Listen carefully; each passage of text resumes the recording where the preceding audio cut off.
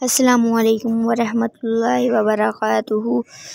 میری عزیز بہنوں اور میرے عزیز بھائیوں اور میرے اسلامک ویڈیوز کے ناظرین، تو کیسے ہیں آپ؟ مجھے امید ہے کہ آپ ٹھیک ہوں گے۔ تو آج کو جو وظیفہ لے کر حاضر ہوئی ہوں، یہ وظیفہ جو ہے نظر بد سے بچنے کا وظیفہ ہے، کیونکہ جب نظر بد لگ جاتی ہے تو لوگ پاگل ہونے والے ہو جاتے ہیں۔ قرآن مجید میں بھی نظر بد کے لگنے کا ذکر آیا ہے، کیونکہ نظر بد انسان کو قبر کے اندر لے جاتی ہے، موت کی طرف لے جاتی ہے۔ نظر بد اتنی خطرناک ہوتی ہے۔ تو آج کا جو قرآنی عمل ہے، یہ جب ابھی آپ کوئی گھر لیتے ہیں، گاڑی لیتے ہیں، کچھ بھی لیتے ہیں، جیسے آپ نے مثلاً کہ گھر لے لیا، گاڑی لے لی، بنگلہ لے لیا، تو یہ نظر بد آپ کو تب لگتی ہے، تب جب آپ کو لوگ دیکھتے ہیں تو آپ پریشانیوں کا شکار ہوتے ہیں۔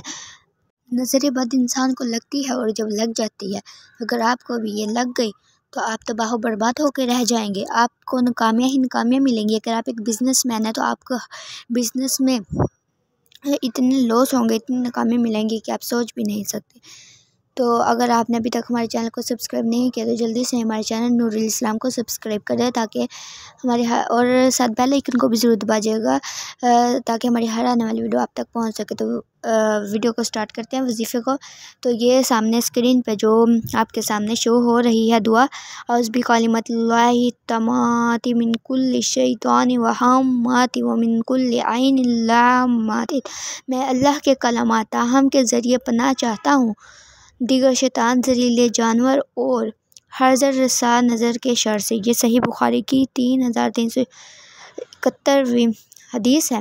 تو اسے آپ نے جب بھی کوئی نئی چیز لینی ہے، آپ نے اسے مسلسل پڑھتے رہنا ہے، تاکہ آپ نظر بد کا شکار نہ ہو اور آپ نظر بد سے بچے رہیں۔